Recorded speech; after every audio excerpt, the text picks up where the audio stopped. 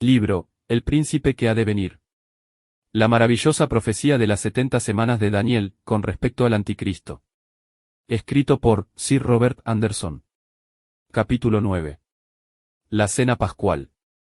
La confiabilidad de los testigos es comprobada, no por la cantidad de verdad que su evidencia contiene, sino por la ausencia de errores.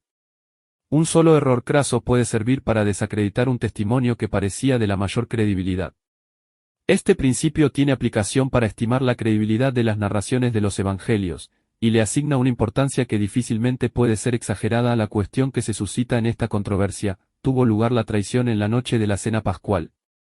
Sí, como se mantiene tan comúnmente, uno o todos los evangelistas cayeron en error en un asunto real tan definido y llano, es en vano pretender que sus escritos sean inspirados por Dios. El testimonio de los primeros 3 evangelios es unánime, en cuanto a que la última cena fue celebrada en la Pascua judía. El intento de demostrar que fue una celebración anticipada, sin el sacrificio pascual, aunque hecho con el mejor de los motivos, es totalmente fútil. El primer día de la fiesta de los panes sin levadura, afirma Mateo 26, 17. En la versión autorizada, la versión inglesa del rey Jaime I, nuestros traductores han pervertido el versículo. No era el primer día de la fiesta, sino el día en que se sacaba la levadura de sus casas, el 14 de Nisán, por la noche en el que se comía la Pascua. Se acercaron los discípulos a Jesús y le dijeron: ¿Dónde quieres que te hagamos los preparativos para comer la Pascua? Fue propuesta, no del Señor, sino de los discípulos, que, con el conocimiento del día y de los ritos que le eran propios, se dirigieron al Maestro en busca de instrucciones.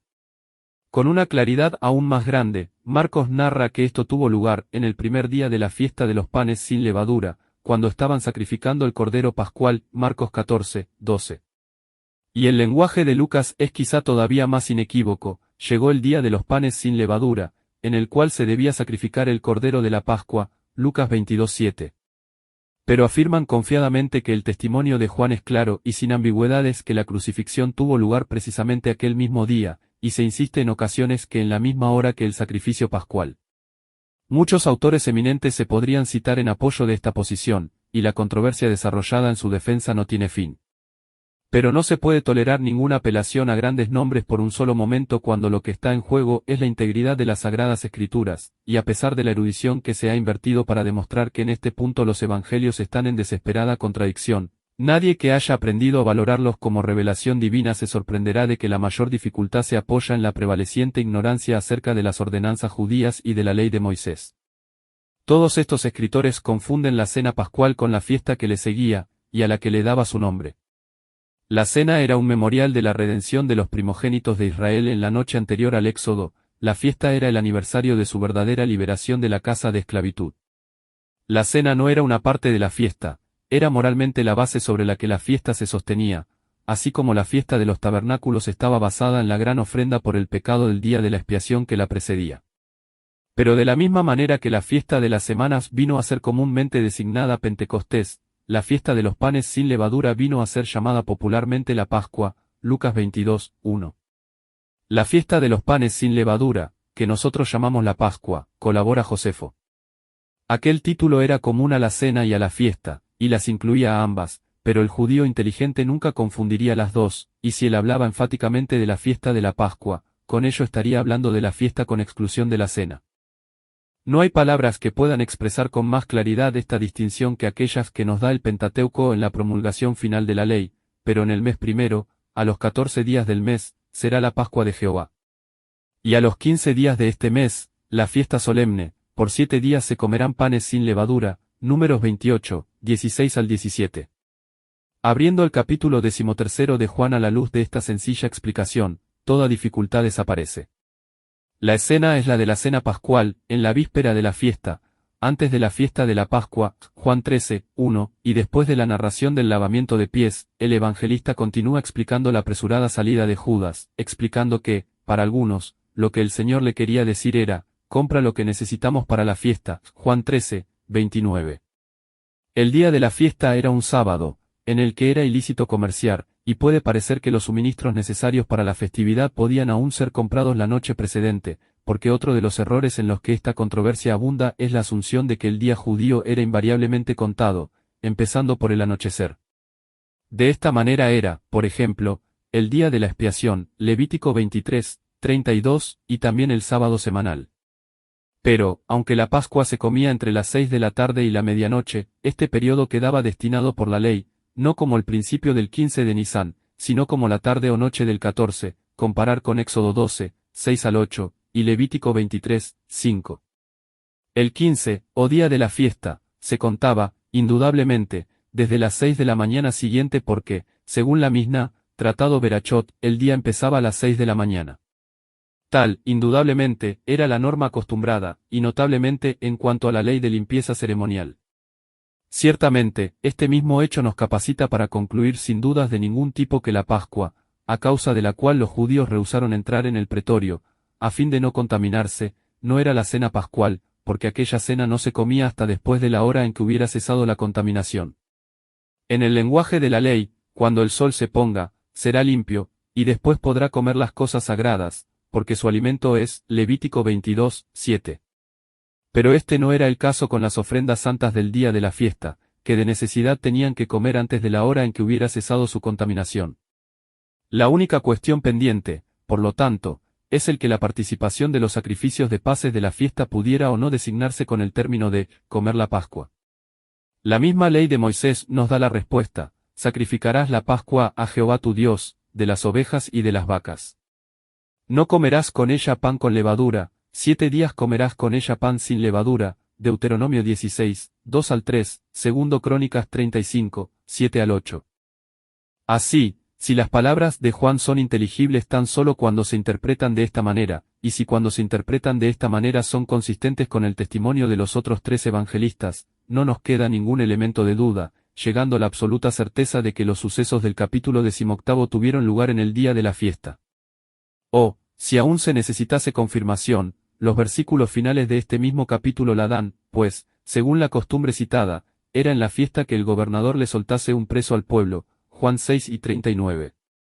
Temiendo, a causa del populacho, prender al Señor durante el día de la fiesta, Mateo 26, 5, los fariseos estaban ansiosos de buscar su entrega por la noche de la cena pascual. Y así vino a suceder que la presentación ante Pilato tuvo lugar en el día de la fiesta, como todos los evangelistas declaran. Pero, no afirma Juan de una manera expresa que era la preparación de la Pascua, y no tiene que significar ello necesariamente el 14 de Nisán. La llana respuesta es que no se ha hallado ni tan solo un pasaje, ni de escritos sagrados ni profanos, en los que se describa así este día, mientras que entre los judíos, la preparación era el nombre usual para el día antes del sábado, y así lo utilizan todos los evangelistas. Y, teniendo esto en mente, compare el lector el versículo 14 del capítulo 19 de Juan con los versículos 31 y 42 del mismo capítulo, y no hallará ninguna dificultad en traducir las palabras de que estamos tratando así: era el viernes de la Pascua. Pero aún se cita otra afirmación de Juan en esta controversia. Aquel sábado era de gran solemnidad, declara, y, por ello, se insiste, tiene que haber sido el 15 de Nisán. La fuerza de este, por ello, depende en parte de pasar por alto el hecho de que los grandes sacrificios a los cuales el 15 de Nisán debía mayormente su solemnidad distintiva, se repetían diariamente a lo largo de toda la fiesta, números 28, 19 al 24. Tan solo por este motivo aquel sábado era, de gran solemnidad. Pero, aparte de ello, era un día especialmente señalado al ser el día en el que se ofrecían las primicias en el templo, porque, por lo que respecta a esta ordenanza, como en la mayoría de puntos de divergencia entre los judíos caraítas, que mantenían las escrituras como su sola guía, y los judíos rabínicos, que seguían las tradiciones de los ancianos, estos últimos siempre estaban en error. La ley ordenaba que se debería mecer la gavilla de las primicias delante del Señor el día siguiente del día de reposo la mecerá, Levítico 23, 10 al 11, y a partir de aquel día se tenían que contar las 7 semanas que culminaban en la fiesta de Pentecostés. Pero como el libro de Deuteronomio ordena expresamente que las semanas se deberían contar desde el primer día de la cosecha, Deuteronomio 16, 9, es evidente que el día siguiente al sábado no debería ser el mismo un sábado, sino un día laborable. Así, el verdadero día para la ordenanza era el día de la resurrección, el primer día de la semana, después de la Pascua, cuando, según el propósito de la ley, se debería empezar la cosecha de la cebada, y cuando debería llevarse la primera gavilla recogida al santuario, y mecerse solemnemente ante Jehová. El calendario judío actual está ajustado de tal manera que el 14 de Nisán nunca coincidirá con su Sabbat, y esto, indudablemente, so hizo de intento, porque los deberes del día eran inconsistentes con la debida observación del cuarto mandamiento.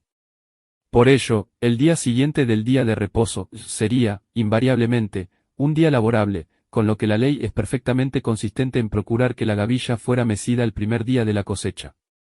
Es tan solo en un ciclo de años, por esto, que la ofrenda de las primicias cae realmente en el tercer día a partir de la Pascua, pero en el año de la crucifixión, el gran antitipo, la resurrección de Cristo de entre los muertos, 1 Corintios 15, 20 y 23, tuvo lugar en el mismo día que Dios había señalado para el rito. De ello se sigue que el verdadero Pentecostés debe siempre caer en el primer día de la semana, Levítico 23, 15 al 16, y por ello en aquel mismo año el verdadero Pentecostés fue, no el día de sábado en el cual los judíos observaban la fiesta, sino el día que le seguía, un hecho que confirma la presunción de que la palabra a propósito ambigua que se utiliza en Hechos 2, 1 significa, cumplido, en el sentido de pasado, y que fue cuando estaban reunidos, en el primer día de la semana, que la Iglesia recibió el don del Espíritu Santo. Pero con los judíos todo esto se había perdido en el vacío rito de ofrecer en el templo una medida de alimento preparado de maíz que, además, violando la ley, había sido recogido hacía días. Este rito se celebraba invariablemente en el 16 de Nisán, así, sincronizando con las solemnidades tanto de la fiesta de la Pascua como del sábado, aquel día no podía dejar de ser, de gran solemnidad. El argumento que intenta demostrar que la muerte de Cristo tuvo lugar en el mismo día en que se sacrificaba el Cordero Pascual ha conseguido un interés y valor ficticio a partir de la aparente oportunidad del sincronismo involucrado. Pero una investigación más ajustada del asunto, combinada con una visión más amplia de los tipos mosaicos, dispara la fuerza de esta conclusión. La enseñanza distintiva del calvinismo está basada en darle un lugar exclusivo a la gran ofrenda por el pecado de Levítico, en la que la sustitución, en su sentido más claro y definido, es esencial. Por el otro lado, la Pascua ha sido siempre el más popular de los tipos. Pero, aunque se han ignorado casi completamente los otros sacrificios típicos en nuestras escuelas más importantes de pensamiento teológico, se les da no poca importancia en las Escrituras. Las ofrendas que se presentan en primer lugar en el libro de Levítico tienen una amplia representación en la teología de la Epístola a los Hebreos, el Levítico del Nuevo Testamento, mientras que la Pascua no es siquiera mencionada. La mención histórica de la Pascua en Hebreos 11, 28 no es ninguna excepción. No tiene un lugar en la doctrina de la epístola. Ahora bien, estas ofrendas levíticas, el holocausto, con su ofrenda, el sacrificio de paz, la chajiga del Talmud, y la ofrenda por el pecado, señalan al día de la fiesta en la cual, según los evangelios, se quitó la vida al Mesías. Y no faltan otros sincronismos, aún más notables y significativos. Durante todo su ministerio en la tierra, aunque transcurrió en humillación y vituperio, no se le echó mano al bendito, excepto en súplica insistente o en servicio devoto. Pero en ocasiones en que sus enemigos bien hubieran deseado apresarle, se hablaba de una misteriosa hora a venir, en la cual se desataría sin obstáculos el odio de ellos. Esta es vuestra hora, y la potestad de las tinieblas, exclamó él, mientras que Judas y los impíos compañeros de maldad le rodeaban en el huerto, Lucas 22, 53. Su hora, él la llamaba, cuando él pensaba en su misión en esta tierra, la hora de ellos, cuando en el cumplimiento de su misión se encontró a su alcance. Las agonías infligidas sobre él por los hombres han capturado las mentes de la cristiandad, pero más allá y por encima de todo ello el misterio de la pasión es que él fue abandonado y maldecido de Dios. Ciertamente, en cierto sentido sus sufrimientos por parte de los hombres eran solo una consecuencia de ello, de ahí viene su respuesta a Pilato, no tendrías ninguna autoridad contra mí, si no te fuere dado de arriba. Si los hombres le habían apresado y lo mataron, fue porque Dios le entregó en sus manos.